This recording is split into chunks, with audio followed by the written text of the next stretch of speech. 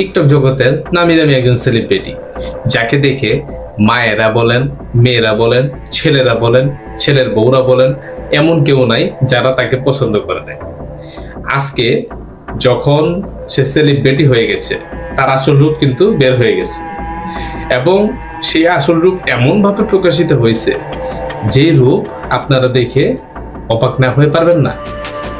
বলতেছিলাম ফারহানা বিথির কথা। এই মেয়েটাকে পছন্দ করে নাই এমন কেউ নেই। পার্সোনালি আমি খুব পছন্দ করি, কিন্তু যারা তার আগের ভিডিওটা দেখছেন, অর্থাৎ যারা আগে থেকে তাকে চেনেন, তখন থেকে আপনারা হয়তো বা জানবেন সে প্রথমে এরকম খোল্লাম খাল্লাই ছিল। যদিও আল্লাহ রহমত করছে, হয়তো মাঝখানে খুব দিনদার, খুব ভদ্র একজন নারী হয়ে গেছে, এবং তার কথাবার্তাও মানুষের খুব মজা লাগছে, মানুষ তাকে ভালোবাসছে। কখন কাকে কি পরিমাণ ভালোবাসা মানুষ দিয়ে দেয় সেটা কিন্তু কেউ বলতে পারে না।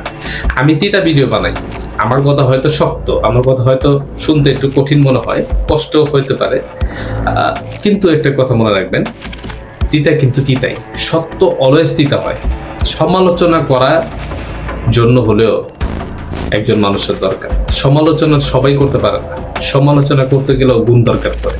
আর সেই গুণ যেই ফারহানা বিথিকে পছন্দ করে না এমন কেউ ছিল না।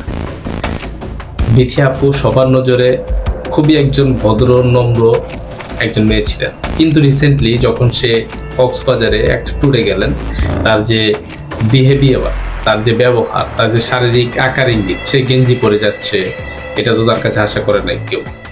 সে বিভিন্ন ধরনের এমন কাপড় চোপড় পরতেছে যেটা নাকি দেখতে খারাপ দেখাচ্ছে। সে অন্যান্য ছেলের সাথে নাচানাচি করতেছে, যে মেয়ে নাকি তার স্বামী ছাড়া কারোর সাথে নাচার কথা চিন্তাও করে নাই কখন, সেই মেয়ে অন্যান্য ছেলের সাথে নাচতেছে।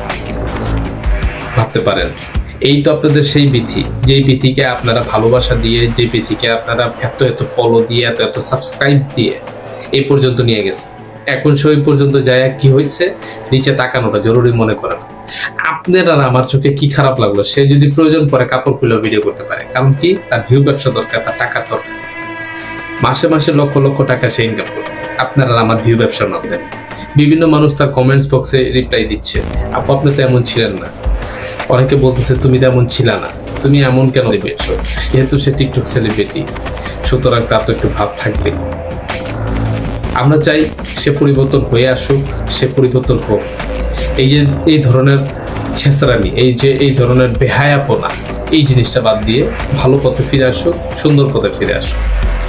ভিডিওটা এখানে শেষ করছি। যদি আমাদের ভিডিওটা ভালো লাগে অবশ্যই আমাদের চ্যানেলটাকে লাইক দিবেন, শেয়ার করবেন, সাবস্ক্রাইব করবেন, পাশে থাকা বেল আইকনটা ক্লিক করতে ভুলবেন না। আসসালামু আলাইকুম।